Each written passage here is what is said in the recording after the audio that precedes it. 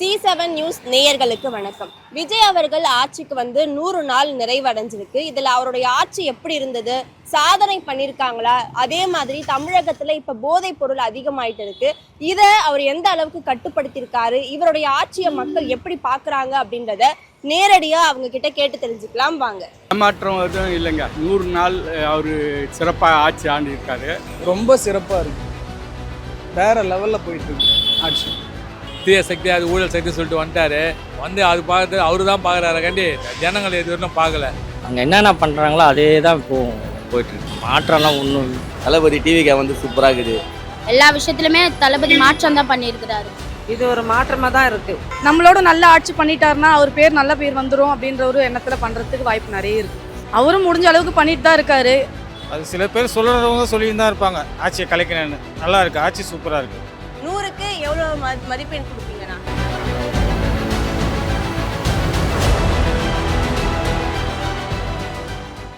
அக்கா, இப்ப விஜய் அவர்கள் வந்து ஆட்சிக்கு வந்து 100 நாள் முடிஞ்சிருக்கு. அவரோட ஆட்சி வந்து மக்களுக்கு பயனுள்ளதா இருக்குன்னு பாக்குறீங்களா, எப்படி ஏமாற்றம் தருதுன்னு பாக்குறீங்களா? இப்போதானே வந்திருக்காரு, இதுக்கப்புறம் தான் போக போக தெரியும். ஒரு சான்ஸ் கொடுக்கணும் இல்லை, கொடுத்ததுக்கப்புறம் அவர் எப்படி நடத்துறாருன்னு பார்ப்போம். ஏமாற்றம் எதுவும் இல்லைங்க. 100 நாள் அவர் சிறப்பாக ஆட்சி ஆண்டு இருக்காரு. ரெண்டாவது வந்து மக்களுக்கு நல்லா சிறப்பாக செஞ்சிருக்காரு. சில அவர் கொடுத்த வாக்குறுதிகள் நிறைவேற்றவில்லை. அது வந்து சில டைம் நம்மளும் கொடுக்கணும். ஒரு 6 மாதம் அவருக்கு பெண்களுக்கு 2500 ரூபாய் தரேன்னு சொன்னார். ஆட்சி வந்தோடனே 1000 ரூபாய் தான் போட்டார். 3 மாதத்தில் போடுவாங்கன்னு பார்த்தா போடலை. மகளிருக்கு போடணும். மற்றபடி அந்த போதை மருந்து அதெல்லாம் சிறப்பாக செய்துட்ருக்காரு. போதை ஒழிப்பு அதெல்லாம் மக்களுக்கு, பிள்ளைங்க, காலேஜ் பசங்க, ஸ்கூல் பசங்க, மற்ற அந்த கஞ்சா போதை மருந்து எல்லாம் தடுத்துருக்காரு. நல்லா அதை பற்றி நல்லா இன்ட்ரெஸ்ட் எடுத்து நல்லா செய்து கொண்டிருக்காரு. அவருக்கு இன்னும் ஒரு வருஷம் டைம் கொடுக்கணும். ஒரு வருஷம் டைம் கொடுத்தோம்னா அவர் அந்த தமிழ்நாட்டை எப்படி இது பண்ணுறது, வரவு செலவெல்லாம் பார்க்குறது, அது தெளிவாக தெரிஞ்சு மக்களுக்கு நல்லது செய்வார். ரொம்ப சிறப்பாக இருக்கு. வேற லெவலில் போயிட்டு இருக்கு ஆட்சி. எங்கள் ஊரில் போஸ்டர் அடித்து ஒட்டியிருக்காங்க. வரவங்க வந்துட்டு மனுவோட வாங்க, பணத்தோட வராதிங்க. தாலுகா ஆஃபீஸில் ஒரு ரேஷன் கார்டுக்கு கிட்டத்தட்ட 1 வருஷமாக அலைஞ்சிருக்கேன். அதுக்கும் காசு கொடுக்கணும். 7000 ரூபா காசு கொடுக்க ரெடியாக இருந்தோம், அலைய விட்டு தான் கொடுத்தாங்க. விஜய் அவர்களோட ஆட்சியில் போட்ட உடனே அடுத்த வாரத்தில் வாங்கியிருக்கிறாங்க. பார்க்குறேன், கண் கூட பார்க்குறேன். ஆற்றம் நிறையா இருக்குது. இல்லைம்மா, ஏமாற்றம் தான்மா. ஏன்னா ரெண்டுத்துக்கும் திமுகவும் தீய சக்தி அது ஊழல் சக்தி சொல்லிட்டு வந்துட்டாரு. வந்து அது பார்த்து அவரு தான் பார்க்குறாரு கண்டி ஜனங்கள் எது வரணும் பார்க்கல. நான் வந்து கரண்ட் பில்லு வந்து 2 மாதத்துக்கு வந்து 415 ரூபா கட்டினேன். இதுக்கு முன்னே போன மாதத்தில் முந்தின மாதம் 660 ரூபா வந்துச்சு. 660 ரூபா அது கேட்டாக்கா இருங்க, இது நீங்கள் வந்து ப்ளேஸ் பண்ணுங்க, அப்புறம் வேணா சரி பண்ணிடுறேன்னு சொல்லிட்டான். டபுள் மடங்காக வருது. எங்கள் ஏரியாவில் தண்ணியே வரல சரியா. 6 மாதம் ஆகுது தண்ணி வந்து. அது மாதிரி இருக்குது. ஆனால் ஒன்றும் சரி பண்ணுற மாதிரி தெரியல எங்களுக்கு. சூப்பராக இருக்குது ஆட்சி. எதனாலண்ணா? போதைப் பொருள் கம்மியாக இருக்குது. பகலில் குடிக்கிறவங்களாம் வந்து இப்போ குடிக்கிறது இல்லை. அவங்க வேலையை பார்த்துன்னு போகிறாங்க. கடை திறந்து குடிக்கிறாங்க. ஆட்சி நல்லா சிறப்பாக இருக்குது. அப்படியே போன ஆட்சியோட ஜெராக்ஸ் மாதிரியே இருக்குது. அங்கே என்னென்ன பண்ணுறாங்களோ அதே தான் போயிட்டுருக்கு. மாற்றம்லாம் ஒன்றும் இது வரைக்கும் தெரில எனக்கு. இனிமேல் வருதான்னு பார்க்கணும். இல்லை, நல்லா தான் பண்ணிட்டு இருக்காப்புல. அதெல்லாம் ஒன்றும் இல்லை. எனக்கு தெரிஞ்ச வரைக்கும் சரி, ஓப்பனாகவே எல்லாமே தெரியுது. இது வரைக்கும் இந்த சட்டசபையெல்லாம் வந்து நம்ம லைவாக பார்த்ததில்ல. நான் வந்து டிப்ளமோ மெக்கானிக்கல் வரைக்கும் முடிச்சிருக்கேன். அன்ன வரைக்கும் சட்டசபையெல்லாம் என்ன வரைக்கும் தெரியாது. இப்போ வந்து ஒரு சின்ன பசங்கள்கிட்ட கேட்டால் கூட சட்டசபையில் என்ன நடக்குது, என்ன பண்ணுறாங்க அப்படின்னு தெளிவாகவே சொல்கிறாங்க. அதெல்லாம் ஒன்றும் பிரச்சனை இல்லை. அது எல்லாமே ஓப்பனாகவே சொல்லும் போது அரசியல் என்ன இருக்குங்கிறது நம்மளுக்கும் தெரியுது, நம்மளுக்கும் அரசியல் ஆர்வம். தளபதி டிவிக்கு வந்து சூப்பராக இருக்குது. எதுவும் மாற்றம் இல்லை, நல்லா இருக்குது. இன்னும் அந்த என்ன நைட்லலாம் கொஞ்சம் லேடிஸ் பாதுகாப்புலாம் சூப்பராக இருக்குது. அந்த போலீஸும் இப்போ கொடுத்துருக்காங்க விஜய், லேடிஸ் போலீஸ் கூட எல்லாம் நல்லா சூப்பராக பண்ணியாங்க. நல்லா இருக்குது. சட்டசபையில் என்ன நடக்குது எல்லாம் பார்க்குறோம். நம்மளாம் கட்சி பற்றியே தெரியாது. இப்போலாம் ஃபோன் ஓப்பன் பண்ணாலே இன்ஸ்டாவில் வந்து ஃபுல்லாக கட்சி தான் ரீல்ஸாக வந்துனே இருக்குது. விஜய் என்ன பேசுறாரு, என்ன பண்ணுறாரு எல்லாம். அது டிஎம்கே ஆட்சியில் ஏடிஎம் ஆட்சியெல்லாம் வந்து உள்ளே என்ன நடக்குதுன்னு நமக்கு தெரியாது. இப்போதுக்கும் சூப்பராக இருக்குது. செம்ம மாற்றமா இருக்குது. இந்த கட்சியில சேர்ந்து எல்லாருக்குமே நல்ல மாற்றம் மக்களுங்களுக்கு தெரியுது. ஃபுல்லா மாற்றம் தான். எல்லா விஷயத்துலையுமே தளபதி மாற்றம் தான் பண்ணியிருக்கிறாரு. இது ஒரு மாற்றமாக தான் இருக்குது. ஏன்னா நல்லது செய்கிறேன்னு சொல்கிறாங்க. இது வரைக்கும் வந்து நாங்கள் வேசரபாலில் தான் இருக்கிறோம். ஒரு நல்லதுக்கு எடுத்து எதுவுமே கிடையாது. நாங்கள் இது வரைக்கும் யாருமே கேட்டதே கிடையாது. ஒரு நல்லது செய்யுங்க, எது செய்யுங்கன்னு கேட்கறதில்ல. ஆனால் இப்போதைக்கு வந்து எங்களால் பஸ் பேருக்கு 40 ரூபாய் எங்களால் கொடுக்க முடியாது. பிள்ளையாரிலேருந்து ஜிஹெச் வரைக்கும் எங்களால் 40 ரூபா கொடுக்க முடியாது. ஏதோ ஒரு ஆளுக்கு 13 ரூபா தான் நாங்கள் தருவோம். இப்போ ரொம்ப அதிகமாகுது. நாங்கள் கஷ்டப்படுறது எல்லாமே அங்கே கொடுத்துட்டாக்கா அப்போ எங்கள் பொழப்பு நாங்கள் எப்படி தள்ளுறது? எங்களுக்கா பசங்க இருக்குது இல்லையா? என் பிள்ளைங்களாம் கொஞ்சம் இதுவாக இருக்குது. ரொம்ப கஷ்டத்தில் நாங்கள் அனுபவிக்கிறோம். 3 மாசம் முடிஞ்சிடுச்சு, நிறைய விமர்சனங்கள் அவங்க மேல வைக்கிறாங்க. 3 மாசத்துக்கு மேலேயே ஆட்சிக்கு வந்துட்டாரு, இன்னுமே அவகாசம் கொடுக்கலாம் அப்படின்னு சொன்னதை ஏத்துக்கலாமா? ஏத்துக்கலாம் தான். ஏன்னா எல்லாருக்கும் ஒரு வாய்ப்பு கொடுக்கணும்ல, அது அவங்க உரிமை தானே. இதுக்கப்புறம் கொடுத்தாதான் அவர் என்ன பண்றாருன்னு நம்ம பார்க்க முடியும். இப்பதானே வந்திருக்காரு. ஊழல் பண்ணவங்க ஊழல்ல மாற்றம் இல்லைன்னு அவங்க சொல்லுவாங்க. ஏன்னா அவங்க ஊழல் மட்டும் தான் பண்ணி ஆட்சி ஆண்டுனாங்க. இந்த ஊழலை மாற்றத்தை பண்ணுவோன்னு எங்க தளபதி சொல்லியிருக்கிறாரு. அது வந்து ஒரு விஷயம், இப்ப நம்ம ஒரு குடும்பத்துல ஒரு பிள்ளைங்க கெட்டு போயிடுச்சு, அது கெட்டு ரொம்ப வருஷம் ஆக்கி அதை பழகிட்டாங்க. அதனால அந்த குழந்தைங்களை காப்பாத்தி அந்த போதைப் பொருள்ல இருந்து தடுத்து இது பண்ணோம்னா பெத்த தாய் தகப்பனாலே முடியல. இன்னைக்கு அந்த தாய் தகப்பனுக்கும் இந்த மாற்றம் வருது, பயப்படுறாங்க. ஏன்னா இது வந்தனால என் பிள்ளைங்களை அரெஸ்ட் பண்றாங்க, என் பிள்ளைங்க மேல தப்பான கேஸ் கொடுக்குறாங்கன்னு சொல்றாங்க. ஆனா அந்த பிள்ளைங்க கெட்டு போச்சு. பழையபடி அவங்க பிள்ளைங்களை சேவ் பண்றதுக்கு தான் தளபதி இந்த ஒரு மாற்றத்தை ஏற்படுத்துறாரு. தவிர அவங்க பாக்குற பப்ளிக் சில பேருக்கு இந்த ஆட்சி வந்ததுல இருந்து சேஃப்டி இல்ல, நிறைய பேர் ஜெயிலுக்கு அனுப்புறாங்க அப்படின்னு சொல்றாங்க. ஆனா முழுக்க முழுக்க உயிரை காப்பாத்துறாங்க, பிள்ளைங்களோட சேஃப்டி பாக்குறாரு, ஒரு அண்ணனா இருந்து பாக்குறாருன்றது பொதுமக்கள் பொறுமையா புரிஞ்சுக்கணும். நீங்க பாத்தீங்கன்னாக்க எங்க போனாலுமே அரசு அதிகாரிகள் பிரச்சனை பண்ணிட்டு இருக்கிறாங்க. எங்க ஜிபேல அமௌண்ட் வைக்க முடியல, ஜிபேல அமௌண்ட் அனுப்ப முடியல, எங்க அங்காளி பொங்கல் ஏன்னா அவனால வாங்கவும் முடியல, கொடுக்கவும் முடியல. அந்த ஆதங்கம் அரசு அதிகாரிகள் எங்கேயாவது வந்துட்டு போராட்டம் பண்ணி பார்த்துருக்கிறீங்களா? இதுக்கு முன்னாடி ஆட்சியில் யார் போராட்டம் பண்ணாங்கன்னு யோசிச்சு பார்த்தீங்கன்னா தூய்மை பணியாளர்கள், செவிலியர்கள், அடிமட்டத்தில் இருக்கிறவங்களோட அடி வயிற்றுல அடிச்சு சம்பாரிச்சது போனாச்சு. நல்லா யோசிச்சு பார்த்தீங்கன்னா தெரியும். என் ஒய்ஃபோட பிரசவத்தை அப்ப அந்த என்ன மாதிரியான கஷ்டத்தெல்லாம் அனுபவிச்சு வேலை செய்யறாங்கன்றத நான் கண்ணால பாக்குறேன். அந்த கழிவு எடுக்கிறது எவ்வளவு கேவலமான கஷ்டம் தெரியுமா? அதை இறங்கி செய்யறவங்களுக்கு 3 மாசம் சம்பளம் பண்ணிட்டீங்க. இந்த தூய்மை பணியாளர்கள் சாக்கடையில் இறங்கி வேலை பார்க்குறான். குப்பை நாத்தம் எவ்வளவு கேவலமா இருக்கு தெரியுமா? அந்த குப்பை மேட்டை கிராஸ் பண்ணி நான் டிரைவர் குப்பை மேட்டை கிராஸ் பண்ணி வண்டி ஓட்டும் போது என்ன கேவலமான அந்த நாத்தத்துல வேலை செய்யறான். அந்த நாத்தத்தை பொருட்படுத்தாம வேலை செய்யறானா அவனுக்கு எவ்வளவு கஷ்டம் இருக்கும், குடும்ப கஷ்டம் இருக்கும். நம்ம இந்த வேலையை செஞ்சாதான் நம்ம குடும்பம் போய்க்கணும். அவன் வயிற்றுல அடிச்சு 3 மாசம் சம்பளம் பெண்டிங் வச்சிருக்கிற.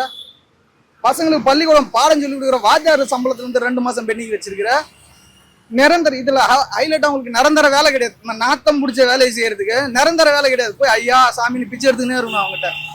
இது நீ போராட்டம் பண்ண வச்சு எல்லாம் அடிமட்டத்துல கஷ்டப்படுறவங்க. அவங்களுக்கு சம்பளம் கொடுக்கறது உன்கிட்ட பணம் இல்லை, ஆனா உனக்கு என்ன ஒரு தலைக்கு 10,000 ஓட்டு கொடுக்கறது உனக்கு வருது. பிட்டா 2,000 3,000 இல்லையா? அதுக்கு உனக்கு பணம் இருந்தது. இந்த குப்பை அல்றவனுக்கு சம்பளம் கொடுக்கறது உனக்கு பணம் இல்லை இல்லையா? வெறும் கேஷ் வித்தின் ஹேண்ட் 10,000 தான் உன் கையில இருக்கு. கேஷ் வித்தின் பேங்க் 40,000 தான் ஓட்ட இருக்கு. எப்படி? வேட்புமனு தாக்கல நீ கொடுத்துருக்கிற அறிக்கை இல்லையா? உன்னோட ஒட்டுமொத்த சொத்து மதிப்பு 2,80,00,000. அப்புறம் எப்படி ஐயா இஷ்டத்துக்கும் இளைஞர் மாநாடு, அந்த மாநாடு, கேட்டுப்பாய மாநாடு நடத்தினீங்க. ஒரு மாநாடுக்கும் குறைஞ்சது 150 இருந்து 200 கோடி செலவாகும். எவன் அப்ப மூட்டு காசு? பழைய ஆளுங்களையும் சேர்த்து வச்சிருக்காங்க. அவங்கள மினிஸ்டர் ஆக்கியிருக்காங்களே, பழைய கூட்டணியில் வெளியிலேருந்து வந்தவங்கலாம் இருக்காங்க. அவங்களாம் வந்து அவங்களும் புதுசு மாதிரி தான் இப்போ மினிஸ்டரில். டைம் கொடுக்கணும் தான். அமைச்சர்களுடைய செயல்பாடுகள் எப்படி இருக்கு சார்? ரொம்ப அந்த அளவுக்கு இல்லை. இனிமேல் பயிற்சி எடுக்கணும். அவங்க பயிற்சி எடுத்தால் தான் முடியும். ஊழல் இப்போ ஸ்டார்ட் பண்ணிட்டாங்கன்ன உடனே அதிர்ச்சியாக இருக்குங்க. அது முக்கியமான தலைவர் இப்போ அண்ணாமலை மாதிரி ஆளுங்க வந்து பண்ணால் கூட நான் சந்தோஷப்படுவோம், படித்தவங்கள. அதனால் இது வந்து யார் என்ன சொல்கிறாங்கன்னு கேட்டுட்டு செய்கிறவங்களா இருக்காங்க, அவங்களுக்கு தெரியல. அதனால் பயிற்சி முக்கியம்தான். 50% இதோட ஆட்சி நல்லா தான் இருக்கு, இல்லைன்னு சொல்ல. ஆனால் ரோட்டில் நல்லா தான் நாங்கள் போகிறோம் வரோம், எந்த பிரச்சனையும் இல்லை. அவர் என்னைக்கு ஆட்சி வந்தாரோ அமைதியாக இருக்குது ரோடெல்லாம். ஆனால் இப்போ இது வந்து சுயநலைக்கு வந்து எல்லாரும் வந்து அவருக்கு தூண்டுதலாக பண்ணுறாங்க. எதிர்கட்சிக்காரங்க கொலை செய்கிறது, பெண்கள் இந்த மாதிரி பண்ணுறது, போதை பார்த்து கொடுக்குறது, இந்த மாதிரிலாம் ஏற்பாடு பண்ணுறாங்க. அது அவங்க தான் வந்து ஒரு முடிவு எடுப்பாங்க. சொல்றவங்க சொல்லதான் இருப்பாங்க. அவர் வேலை அவர் பண்ணாங்கிறாரு, அதை மக்களுக்கு வந்து இன்னும் தெரிய வைப்பார் அவர். ஓகே, சூப்பராக இருக்குது. தளபதி வந்ததுனால அவர் வந்து ஜெயிச்சது ரொம்ப பெரிய விஷயம். பாத்தீங்களா, இப்ப மாணவர்கள் போதையில அதிகமா இருக்கு, மாணவர்கள் போதையில கொலை பண்ற அளவுக்கு போயிருக்காங்க. தொடர்ந்து கொலைகள் எல்லாமே அதிகரிச்சுட்டு வருது. இதெல்லாம் யாரு கண்ட்ரோல் பண்ணணும்? முதலமைச்சர் தானே கண்ட்ரோல் பண்ணணும். ஆனா இன்னமும் அமைதியா இருக்காருன்ற ஒரு விமர்சனம் இருக்குல்ல. இது வந்து அவர் மேல எந்த தப்பும் இல்லை எனக்கு தெரிஞ்சும். ஏன்னா இப்போ அவர் மேல பழி வரணுன்றதுக்காக சில பேர் பண்றாங்க, அது நல்லாவே எல்லாருக்கும் தெரியும். ஏன்னா அவர் வந்து நம்மளோட நல்ல ஆட்சி பண்ணிட்டாருன்னா அவர் பேர் நல்ல பேர் வந்துடும் அப்படின்ற ஒரு எண்ணத்துல பண்றதுக்கு வாய்ப்பு நிறைய இருக்கு. அது இன்ன வரைக்கும் பசங்க அந்த அளவுக்குலாம் ஒன்றும் எனக்கு தெரியல, அந்த அளவுக்குலாம் ஒன்றும் பெருசாக இருக்க மாதிரிலாம் ஒன்றும் தெரியல. இருந்தாலும் அவர் நினைச்சா என்ன கண்ட்ரோல் பண்ணலாம். நிர்வாகி ரீதியாக அமைதியாக பொறுமையா எந்த ஒரு இது இல்லாத ஆடம்பரம் இல்லாத ஒரு ஆணவம் இல்லாம அருமையாக பொறுமையாக ஆட்சி நடத்தி வர்றார். இதுதான் நான் சொல்ல முடியும். மக்களுக்கு என்ன செய்யணுமோ அது மறைமுகமா செய்துட்டு தான் இருக்காரு. இப்ப தொடர்ந்து இந்த மாதிரி கொலைகள் நடக்குது, அது மொத்தமா எதிர்க்கட்சி மேல நம்ம குறை சொல்லிட முடியுமா? இதை வந்து கட்டுப்படுத்துறது முதலமைச்சர் தானே. அவரும் முடிஞ்ச அளவுக்கு பண்ணிட்டு தான் இருக்காரு. இங்க சிங்கப்பெண் அதிரடி படை விட்டுருக்காரு, நிறைய ஹெல்ப் பண்றாரு, பெண்களுக்கும் நிறைய பாதுகாப்பு கொடுத்துருக்காரு. இருந்தாலும் இது மாதிரி நடக்குதுன்னா அது அவங்க தான் காரணம், எதிர்கட்சிக்காரங்க தான் காரணம். ஏன்னா இப்போ இவர் ஆட்சி வந்து நல்லதா நடந்துருச்சுன்னா நம்ம ஆட்சி இருக்கும் போது இது மாதிரி நடக்கல, இவங்க ஆட்சியில நல்லா நடக்குது அப்படின்னு யோசிச்சு அவர் இருக்கக்கூடாதுன்றதுக்காக தான் அந்த மாதிரி பண்ணிட்டு இருக்காங்க. ஆமா, இவர் வந்து சினிமா நடிகர், அதனால அவர் வரக்கூடாது. ஏன்னா இருக்கிற கட்சிக்காரங்களாம் அவங்களுக்கு என்னென்ன தெரியுமா அதெல்லாம் அவங்களுக்கு தெரியும், அவருக்கு தெரியாதுல்ல. இதுக்கு மேல்பட்டு ஒரு வசனம் கூட பார்த்து கூட நம்ம எதோ ஒன்று கேட்கலாம். அவர் வந்து இப்போதான் வந்திருக்காரு, அவர் போய் நம்ம ரொம்ப குறைச்சலும் கொடுக்க முடியாது. கல்லாலே 10 ரூபாய் இல்லாத சொல்ல அவர் மட்டும் என்ன செய்வார்? பொறுமையாக நாங்கள் செய்கிறோன்னு சொல்லும்போது நாங்கள் அட்ஜஸ்ட் பண்ணி தான் நாங்கள் போகிறோம். நேம் தான் மாற்றுறாங்க, அதே தான் செய்கிறாங்க. அவங்க கொள்கை ஒட்டுமொத்த கொள்கையும் அப்படியே ஜெராக்ஸ் வச்சு பண்ணிட்டு இருக்காங்க. அதில் மாற்றம் வரணும், முதல்ல கொள்கையில் மாற்றம் வரணும். திராவிடம்னு சொல்லிட்டு அவங்க இருந்தாங்க, இவர் மாற்றம்னு சொல்லிட்டு இதே மாதிரி பண்ணால் எப்படி? அதே திராவிட வேலையை தான் பார்த்துட்டு இருக்காங்க. இந்து மக்களெல்லாம் கொஞ்சம் மதிக்கிறதா மாதிரி தெரியல. இந்த ஆட்சிலையும் அப்படி தான் இருக்குது. சட்டசபையிலேயே மதத்தை பேசக்கூடாதுல்ல, அதெல்லாம் பேச ஆரம்பிக்கிறாங்க. மதத்தை பற்றிலாம் நீ எதுக்கு சட்டசபையில் பேசணும்? அதனால் அந்த வேலையெல்லாம் கொஞ்சம் மாற்றணும் அவங்க, அப்போ தான் அது நிலைக்கும். இல்லைன்னா ரொம்ப கஷ்டம்தான். ஸ்டாலின் ஆட்சியில் நல்லபடியாக பிரிட்ஜு, ஸ்கூலுங்க, காலேஜுங்க, மெடிக்கல் ஹாஸ்பிட்டலுங்க எல்லாம் நல்லா விரிவாக்கம் பண்ணி நல்லா தான் சேர்த்துட்டு இருந்தார். ஒன்றும் குறை இல்லை. மக்கள் அவரை விரும்பலை, என்ன தெரியல, எதுவும் என்ன குறைன்னு தெரியல. அவர் ஃப்ரீ பஸ் இலவச மகளிருக்கு 1000 ரூபாய் போட்டார், மகளிருக்கு ஃப்ரீ பஸ் கொடுத்தாங்க, எல்லாமே மக்களுக்கு செய்தார். மகளிருக்கு கட்சியில் அந்த மகளிர் அவருக்கு ஓட்டு போடல, அது ஏன்னு தெரியல, எதனால என்ன குறை வச்சார் அவரு. மற்றபடி அவரால் எந்த குறையும் கிடையாது, மக்களுக்கு எல்லாம் செய்துன்னு தான் இருந்தார். ஆனால் அவருக்கு நேரம் சரியில்லையோ என்னன்னு தெரியல, அவர் எது ஆகிட்டாரு. இப்போ விஜய் வந்து ஒரு 5 வருஷம் இருந்து என்ன பண்ணுறாருன்னு பார்ப்போம். அது சில பேர் சொல்லுறவங்க சொல்லிட்டு தான் இருப்பாங்க ஆட்சியை கலைக்கணும்னு. நல்லா இருக்கு, ஆட்சி சூப்பராக இருக்கு. பொதுமக்கள் இதுல எல்லாத்துலயும் பயன்படுத்தவங்க அவங்க என்னன்னு அவங்களே யோசிச்சு பார்க்கணும். இது எல்லாமே இதெல்லாம் மற்ற கட்சிக்காரங்க கொடுத்ததுதான், கொடுத்தாலும் அது வந்து ஒரு அக்கறையா கொடுத்துருக்காங்களா இல்ல ஒரு வியாபாரமா மக்களை பார்த்தாங்களான்றது அது பொதுமக்களே யோசிச்சு பார்ப்பாங்க. இப்ப இத்தனை நாள் மக்கள் யோசிச்சு பார்க்காம அவங்க இஷ்டத்துக்கு அவங்க பண்ண ஆட்சிக்கு மக்கள் ஆடின்னு இருந்தாங்க. இப்ப ஜனங்க வந்து நல்ல சிந்தனை வந்துச்சு. இப்போ ஒரு இடத்துல போனா கூட ஒரு பொதுமக்களை கேள்வி கேட்கற அளவுக்கு மக்கள் பயப்படாம இப்ப தளபதி ஒரு தைரியத்தை கொடுத்துருக்காரு. அவங்க ஆட்சியில மக்களுக்கு தைரியம் வரல, இந்த மாதிரி பேசுறதுக்கு கூட ஒரு தைரியம் வராது. இப்ப எங்க பாருங்க, 1 ரூபாய் யாருன்னா ஏமாத்திட்டா தைரியமா கேக்குறாங்க. ஒரு குழந்தைங்க கூட கேட்கும், பிறக்கிற குழந்தைங்களுக்கு வாயில கூட அந்த இந்த கட்சி தாவேக்காவை பத்தி என்ன பேசணும், அதுங்களுக்கு எவ்வளவு ஒரு ஆர்வம் தளபதி மேல. அந்த தளபதி மேல வந்த ஆர்வம் அவங்க கட்சி ஆளுங்க மேல வரல. அந்த பிஞ்சு குழந்தைங்களுக்கு தெரியுது, அவர் அண்ணனா இருந்து அவர் பிறக்கிற குழந்தைங்களுக்கு என்ன செய்யணும், பிறந்தவங்களுக்கு படிப்புக்கு என்ன செய்யணும், கல்யாணத்துக்கு என்ன செய்யணும், பெண்களுக்கு முதியோருக்கு எல்லாருக்குமே ஒரு திருநங்கை முதல் கொண்டு தளபதி அந்த அளவுக்கு யோசிக்கிறாரு.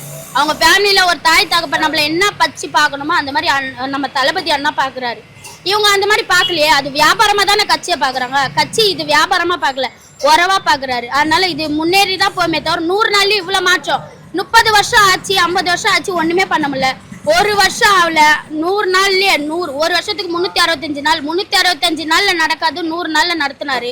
அந்த ஒரு வருஷம் இந்த 5 வருஷம் ஆட்சிலேயே அவர் நிரந்தரமா அவர் தான் சிஎம் ஆவார். சிஎம் கட்டது பிஎம்மாவும் ஆவார் டெல்லியில.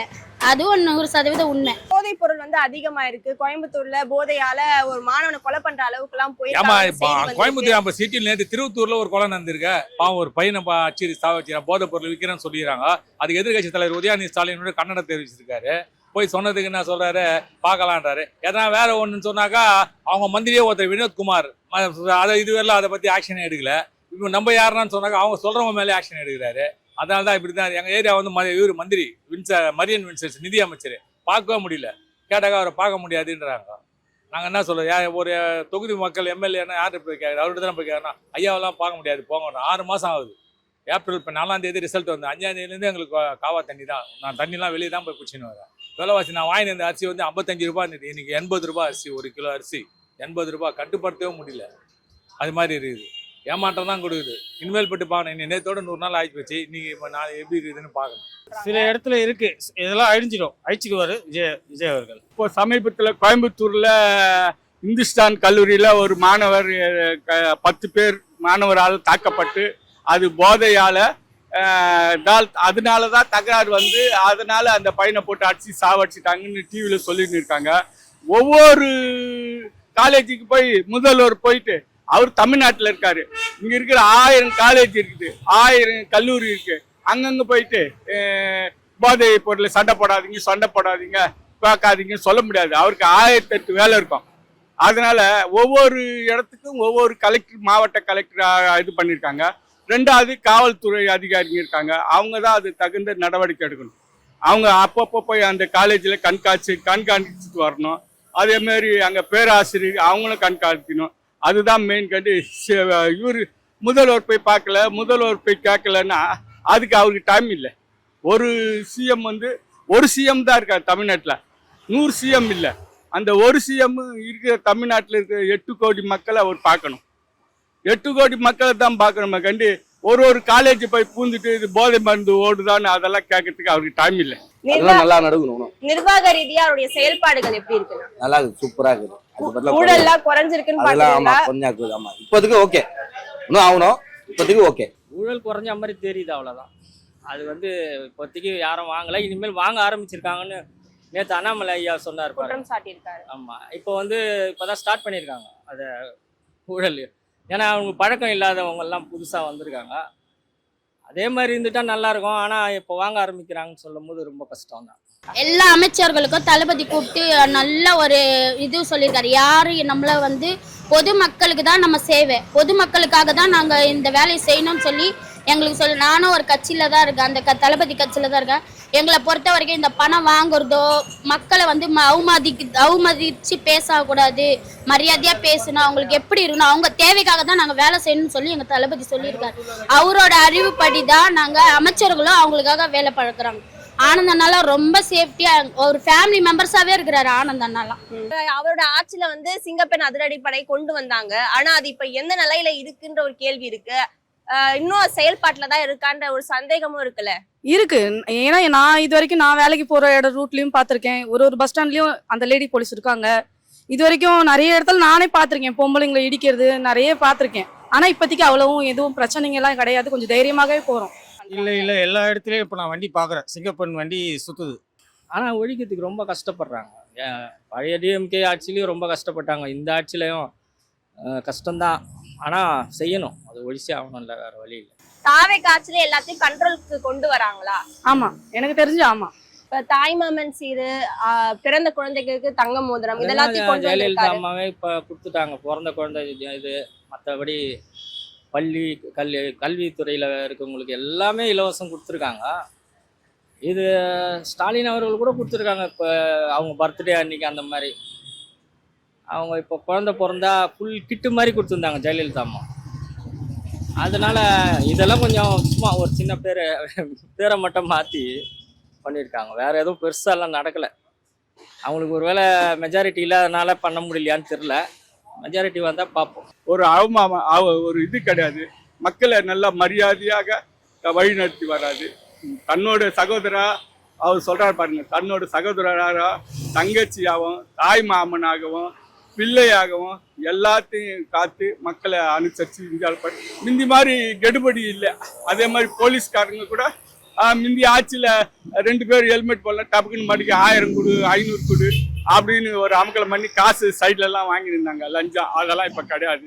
ஆட்டோவில் எக்ஸ்ட்ரா ஆள் போனாலும் அதையும் கண்டுக்கிறது இல்லை. ஒரு அளவுக்கு அந்த அளவுக்கு எந்த கெடுபடியும் இல்லை போலீஸ் ஆட்சியில்.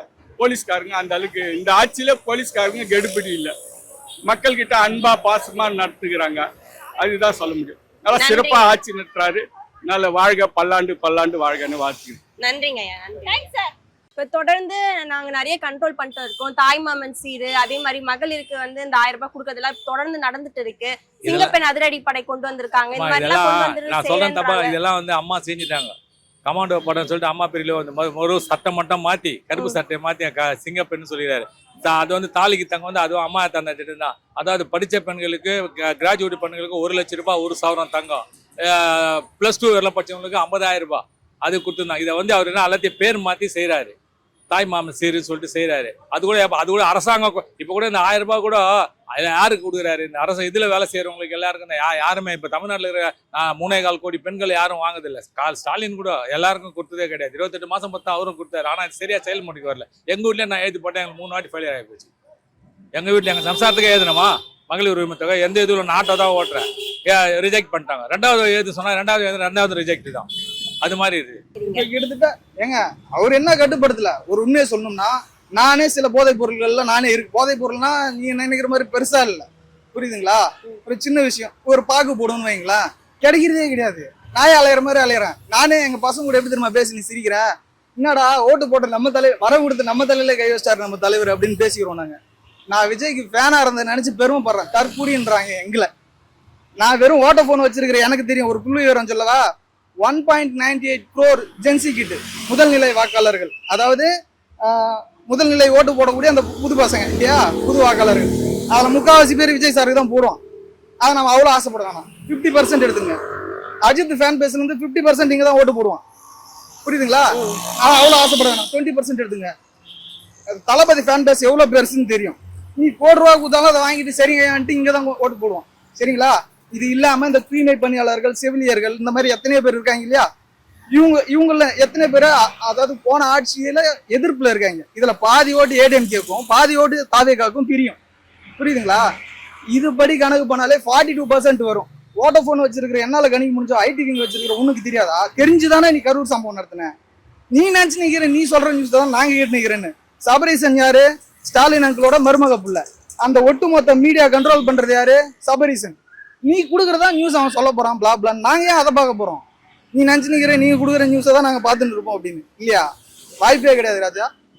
நாங்க தெளிவா இருக்கோம். அடுத்து 30 வருஷத்துக்கு தலையை நிமித்த முடியாது. என் மூஞ்சோட சேர்த்து போடுங்க. இப்ப தொடர்ந்து விஜய் அவர்கள் என்ன செஞ்சாலும் எதிர்க்கட்சிகள் வந்து வேணும்னு குற்றச்சாட்டு வைக்கிறாங்கன்ற விமர்சனத்தை தாவேகாவினர் சொல்றாங்க. அப்படி இல்லைம்மா, நல்லது செஞ்சால் ஜனங்க மத்தியில் பதியும். அம்மா கூட பண்ணாங்க. தொடர்ந்து 2 வருஷம் இதுவரைலாம் யாரும் பண்ணதே கிடையாது. 2 வாட்டி தொடர்ந்து ஏடிஎம்கே 2 வாட்டி வந்தது. 10 வருஷம் இது மாதிரி திமுக கூட வந்தது கிடையாது. நல்லது பண்ணால் ஜனங்க ஏற்றுப்பாங்கம்மா, யாராக இருந்தாலும். போனாட்டி திமுக ஏன் தூக்கி வச்சாங்க? நிறைய கொலை இதே மாதிரி தான் இப்போ இதே தான் நடக்குது. ஒரு மாத்திரம் வாயத்தை வந்து பேசினா நம்ம எது ஒன்று. இப்போ கோயம்புத்தூர்ல அந்த பையன் எதனா சிஎம் சொன்னது, சிஎம் கேட்டாக்கா உள்துறை அது வந்து யாரு சொல்ல, அவர் கையில் இருக்குது பொறுப்பு. ராஜ்மோகன் கல்வித்துறை உயர்கல்வித்துறை அமைச்சர் பேசுறாரு. அதுக்கு என்ன சம்மந்தம் இருக்குது? நான் டெய்லி பார்க்குறேன், சட்டசபை டெய்லி டைரக்ட் ரிலே பண்ணுறாங்க. அதில் பார்க்குறேன் கேள்வி கேட்குறாரு உதயநிதி ஸ்டாலின் போலீஸை பற்றி. அது யார் பொறுப்பு? தமிழக முதலமைச்சர் தான் பொறுப்பு. அதுதான் அவர் தானே சொல்லணும். அவர் சொல்லாத ராஜ்மோகன் சொல்றாரு. அவருக்கு எப்படி தெரியும் உளவுத்துறையை பற்றி? அது மாதிரி நடக்குது. ஏதோ தலையெழுத்து போட்டாங்க ஜனங்க. 5 வருஷம் என்ன பண்றாங்களோ பண்ணட்டும். சபாநாயகர் ஜேசிடி பிரபாகர் அவருடைய செயல்பாடு எப்படி இருக்குன்னா? அவருடைய செயல்பாடு இதுவரையிலும் நானும் பார்த்துக்கிறேம்மா. முதலமைச்சர் எல்லாரையும் பார்த்துக்கிறேன். காமராஜ் பிரிவிலேருந்து பார்த்துக்கிறேன். இப்படி பண்ணது, கொத்து பரோட்டா போட்டது, அப்பா தேனது, இது மாதிரிலாம் அதாவது சபைக்கு அகநாகரமா பேசுனது கிடையாது யாரும். இதுவரையிலும் எம்ஜிஆர் இருந்துக்கிறாரு, கருணாநிதி இருந்துக்கிறாரு, ஸ்டாலின் இருந்துக்கிறாரு, எல்லாரும் இருந்துக்கிறாங்க. இது மாதிரி சட்டசபையில் இது மாதிரி கொத்து பரோட்டா போட்டேன் இப்படி செய்யுது அது மாதிரிலாம் யாரும் சொன்னது கிடையாது. எவ்வளோ சபாநாயகர் இருந்துக்கிறாங்க. ராஜாராம் இருந்துக்கிறாரு, முனுவாதி இருந்துக்கிறாரு, கடைசியா இப்போ இவரு இருந்தார் தனபால், நல்லா இருந்துக்கிறாங்க. இது மாதிரி சபாநாயகர் கிடையாது. அவங்களுக்கு தான் சப்போர்ட்டா பேசுறேன். தாவேகால வந்து தப்பா பேசினா கூட அவை குறிப்புல இருந்து நீக்கப்படுதுன்னு ஆதவர்ஜுனா உட்பட எல்லார்ட்டும் பேசியிருக்காருல்ல. அவரு 2 பேரையும் சமமா பார்க்கலையா? எங்க சமமா பாக்குறாரு? எப்பவுமே சபாநாயகர் அவங்களுக்கு தான் ஆதரவா இருப்பாரு. ஏன்னா அவங்களால தேர்ந்தெடுக்கப்பட்டவர் சபாநாயகர். அவங்க சொல்றது தான் கேட்கணும். ஆனா எதிர்கட்சி சபாநாயகர்ன்றது பொதுவானது, ஜட்ஜி மாதிரி. ஆனா அவர் அது மாதிரி நடந்துக்க மாட்டார். ஜேடிசி பிரபாகரன் எடப்பாடி பேசுறதே அவை குறிப்புல இருந்து ஏத்துட்டாங்க. என்ன சொல்றது சொல்லு? அது மாதிரி நடக்குது சபை. ஆனா இது மாதிரி நான் பார்த்ததே கிடையாது. சட்டசபை நடக்கும், அது கூட தெரியாது. இப்ப அது டைரக்ட் ரிலேவா இருக்கு தெரியுது. 100க்கு எவ்வளவு மதிப்பெண் கொடுப்பீங்கண்ணா இந்த 100 நாள் ஆட்சிக்கு? 100 நாள் ஆட்சிக்குன்னா ஒரு 10% கொடுக்கலாம். இந்த இது டைரக்டா சட்டசபை ஒளிபரப்பு பண்ணார் பாரு, அது பாக்குறோம் உக்காஞ்சி. அவ்வளவுதான், வேற ஒல்லியே கிடையாது. கண்டிப்பா 100 out of 100ங்க. 100% கொடுக்கலாம். 50 கொடுக்கலாம் இப்போதைக்கு. எனக்கு தெரிஞ்சு போக குறையலாம். 100க்கு எனக்கு தெரிஞ்சு 88 90% கண்டிப்பா கொடுக்கலாம். 100க்கு 100 தாங்க. 1000 கூட கொடுப்பேன். 100க்கு 100க்கும் மேல மதிப்பெண் கொடுக்கலாம். அது பொதுமக்களே கொடுப்பாங்க. 100க்கு 90 மார்க் தரலாம்.